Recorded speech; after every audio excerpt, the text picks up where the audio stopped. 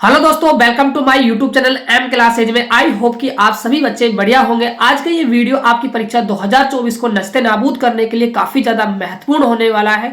आज की इस वीडियो के अंदर हम देखने वाले हैं क्लास 12 फिजिक्स बोर्ड परीक्षा 2024। इस वीडियो के अंदर हम चैप्टर नंबर 1, 2 और 3 और 4 के आपको महत्वपूर्ण प्रश्न करवाने वाले हैं।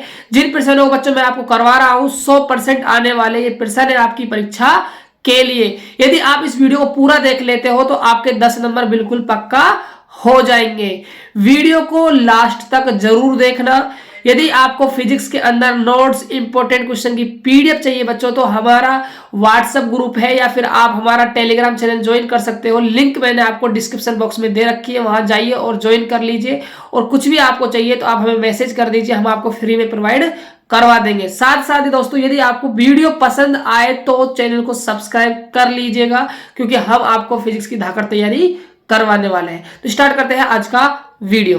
तो देखिए पहला क्वेश्चन क्या है आप सभी के सामने, कूलाम के नियम को समझाइए। मैंने बेहतर तरीके से हर चीज को एक्सप्लेन कर रखा है बच्चों, आप ध्यान से चीजों को समझना।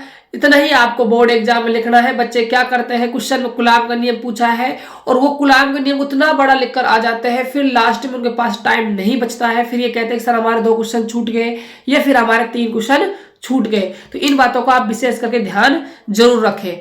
तो कूलाम का नियम आपको लिखना है, इस नियम के अनुसार 2 बिंदुवत स्थिर आवेशों के मध्य लगने वाले कूलाम बल का मान दोनों आवेशों के गुणनफल के समानुपाती तथा उनके मध्य की दूरी के वर्ग के व्युत्क्रमानुपाती होता है। यहाँ आपके 2 आवेश रखे हुए हैं Q1 और Q2, इनके बीच की जो दूरी है वो आपकी R है। तो जो लगने वाला कूलाम बल है दोनों आवेशों के गुणनफल के समानुपाती होता है और बीच की दूरी के वर्ग के क्या होता है, व्युत्क्रमानुपाती होता है। जब आप समीकरण 1 और समीकरण 2 को संयुक्त रूप में लिखते हो तो F समानुपाती Q1 Q2 बटे में R स्क्वायर आ जाएगा। जब यहां से आपके समानुपाती का चिन्ह हटता है तो यहाँ पर एक कांस्टेंट आ जाता है K, जिसे आप माध्यम का पराविद्युतांक भी कहते हो। इतना सिर्फ आपको कूलाम के नियम में लिखकर आना है।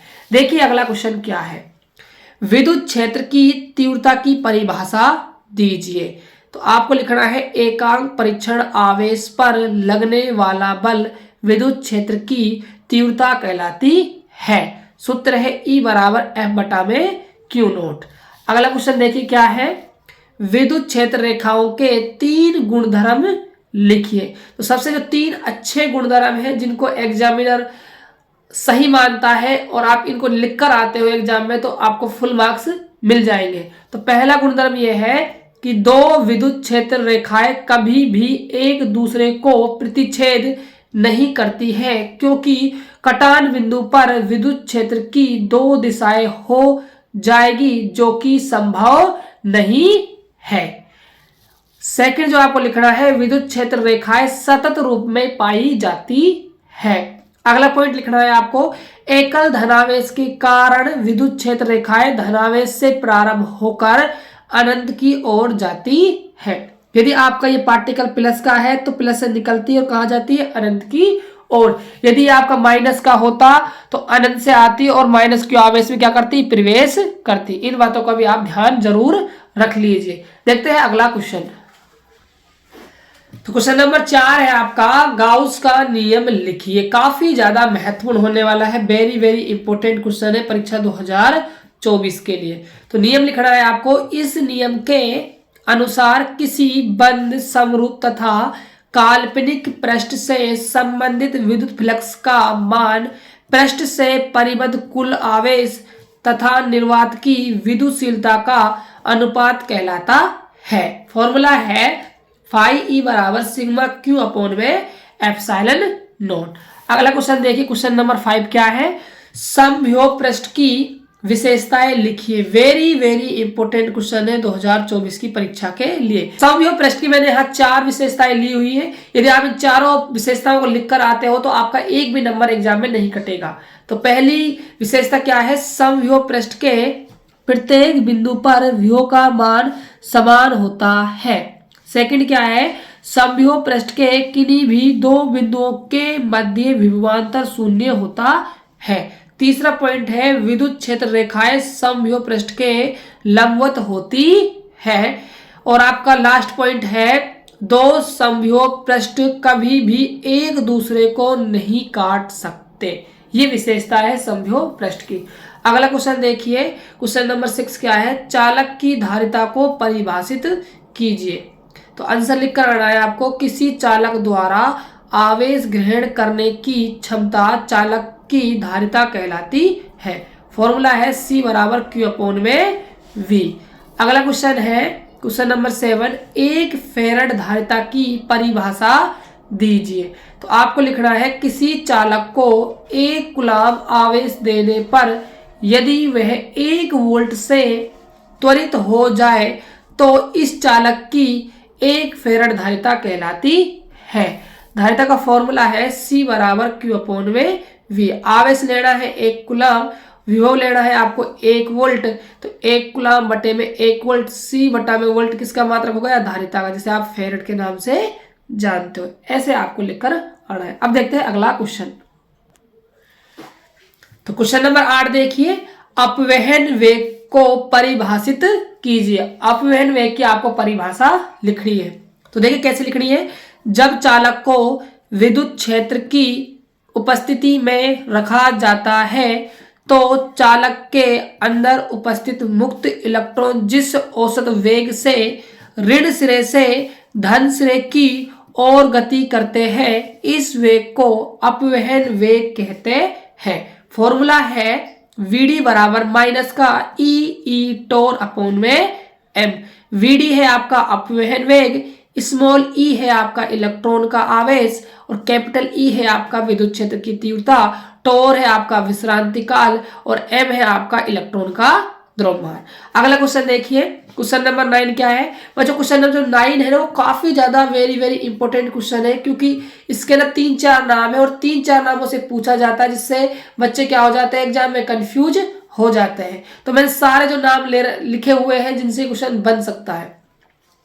किरचॉफ का प्रथम नियम कह दीजिए, चाहे संधि बिंदु नियम कह दीजिए, चाहे आप केसीएल का नियम कह दीजिए, एक ही बात है बच्चों, ये नियम आपको लिखना है। तो आप इस नियम को कैसे लिखोगे, तो देखिए किरचॉफ के प्रथम नियम अनुसार किसी संधि बिंदु पर मिलने वाली समस्त धाराओं का बीजगणित योग 0 होता है, सिग्मा I बराबर में 0। ऐसे आपको लिखकर आना है।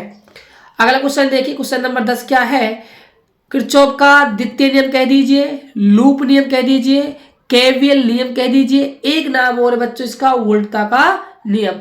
एक ही नाम है चारों का, एक ही अर्थ है और एक ही नियम है किरचॉफ का द्वितीय नियम।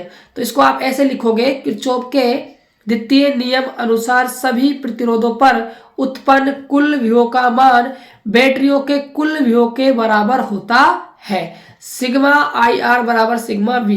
सिग्मा जो IR है ये प्रतिरोधों का वोल्टेज है, जिसको आप V लिख सकते हो ओम के नियम से, और ये आपका किसका है, बैटरी का वोल्टेज है। ये बात आप ध्यान में रख लीजिएगा।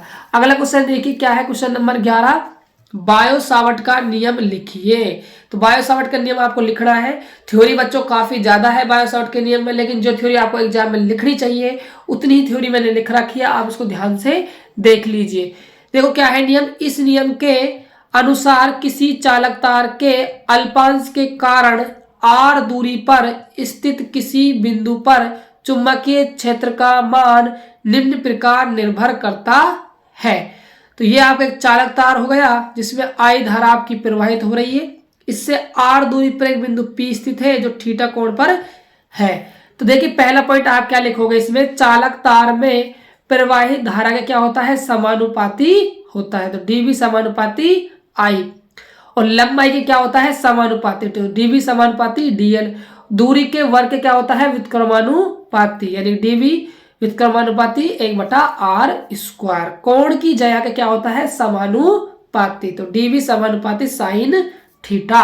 यदि आप इन चारों समीकरणों को लिखते हो एक तरीके से तो उपरोक्त समीकरणों से स्पष्ट होता है कि dV समानुपाती I dl sin थीटा बटे में r²। यहां से आप समानुपाती का चिन्ह हटाते हो तो न्यू नॉट अपॉन में 4π आपका एक नियतांक आ जाएगा। न्यू नॉट क्या है, आपका निर्वात की चुंबकनशीलता। ऐसे आपको लिखकर आना है। अब देखते हैं अगला क्वेश्चन। तो प्रश्न नंबर 12 देखिए क्या है, फ्लेमिंग के बाएं हाथ का नियम लिखिए। तो नियम क्या है, इस नियम के अनुसार बाएं हाथ को इस प्रकार फैलाओ कि अंगूठा मध्यमा तर्जनी परस्पर लंबवत होनी चाहिए। तो तर्जनी चुंबकीय क्षेत्र की दिशा में, मध्यमा धारा की दिशा में हो, तो अंगूठा लगने वाले बल की दिशा को व्यक्त करता है। ये आपको लिखकर आना है। अगला क्वेश्चन है क्वेश्चन नंबर 13, लोरेंज बल को परिभाषित कीजिए। तो आपको लिखना है, जब आवेशित कण चुंबकीय क्षेत्र में गतिशील अवस्था में होता है तो इस आवेश पर विद्युत बल तथा चुंबकीय बल दोनों कार्य करते हैं। इन दोनों बलों का योग लोरेंज बल कहलाता है।